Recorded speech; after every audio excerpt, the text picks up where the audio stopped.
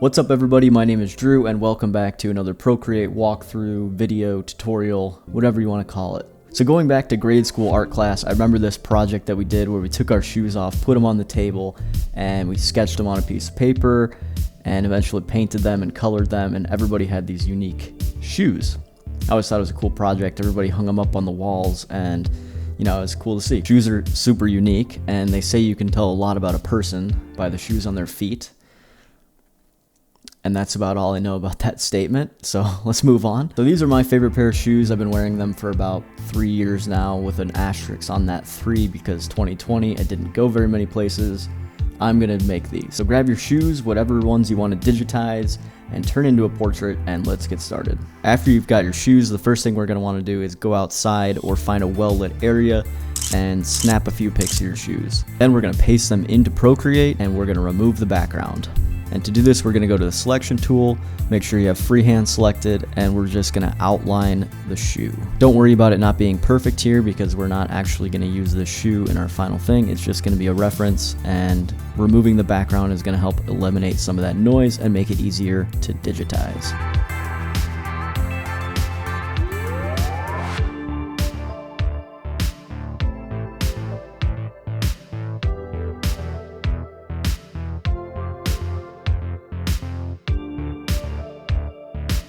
Okay, so once you have finished the selection, 3-finger swipe down, hit cut, delete your layer, and paste in on a new layer. I'm just gonna rotate this a little bit, make it a little more even, and we're good to go. So I'm gonna lower the opacity down to about like 30%, whatever's a good visibility for you, and I'm gonna make a new layer on top of this and start sketching.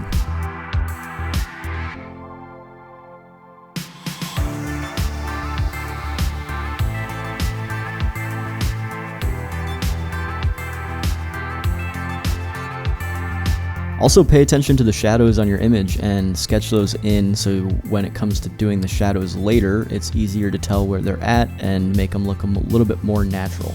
So that's just a little tip there. All right, we're gonna finish this sketching and move on to the next step.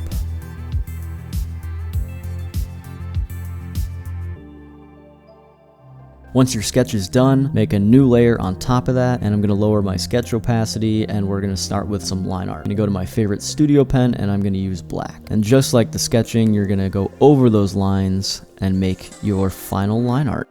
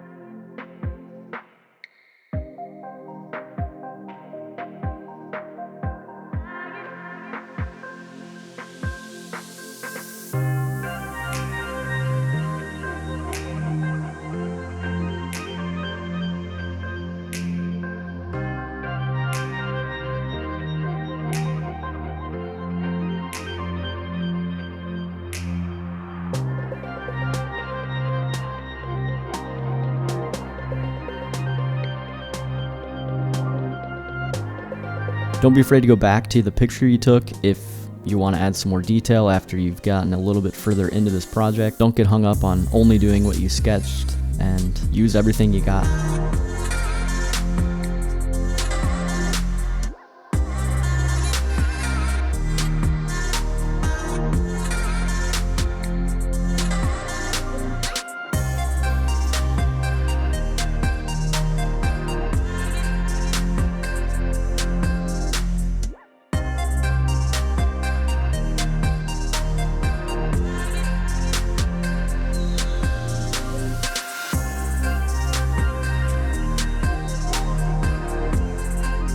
Okay, so I'm happy with how these lines turned out, and next I'm going to add color, and I'm going to make a new layer, and I'm going to drop this one underneath my line art. By the way, a little trick that you can do is you can rename these layers and use the pen to write instead of getting out the keyboard to type. I think it makes it a little bit easier. I'm still getting this down. Sometimes I'm all over the place with it, but if you need help staying organized, it definitely is a good idea to name your layers so you can check and make sure that you're working on the correct one.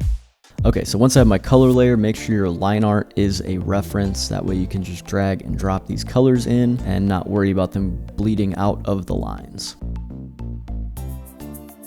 You can also do a traditional coloring style where you just color in the lines. That's a little more therapeutic. If you want to go that route, by all means do it.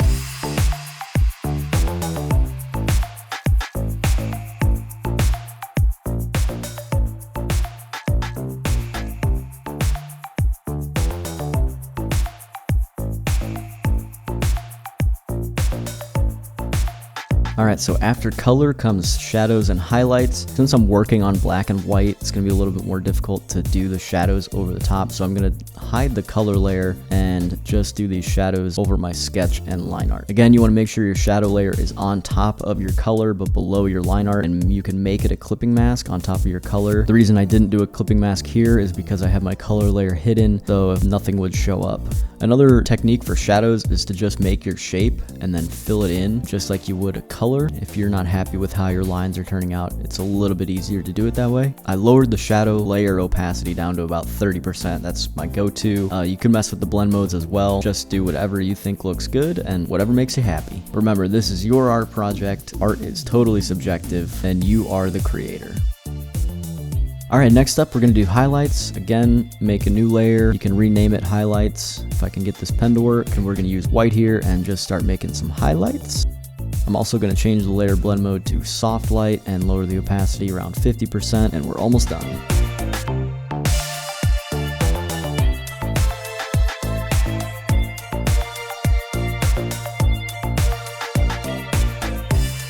Once you're done with your shadows and highlights, you can make a little shadow underneath the shoe to make it look like it's floating. Just make it look oval or circle or something, fill it in, lower the opacity, and make sure this is on a layer below everything. That way you can adjust it. Yeah, and we're good to go. Look at that. Pretty cool. All right, well, that's a wrap. Hope this brings back some memories if you did this project back in grade school like I did, and you can picture the hallway covered in the crazy shoes that all these kids would wear. This also makes you think back to like, what shoes did I wear when I did that project? I was probably wearing some Adidas classic basketball shoes or something. Yeah, super cool project. I hope you learned something here. Thanks for watching. As always, don't forget to share your work with me on Instagram. I love seeing it. I love to reshare it because it honestly is so cool to see that people are creating watching these videos. So I appreciate it. Thanks for watching. And as always, peace out.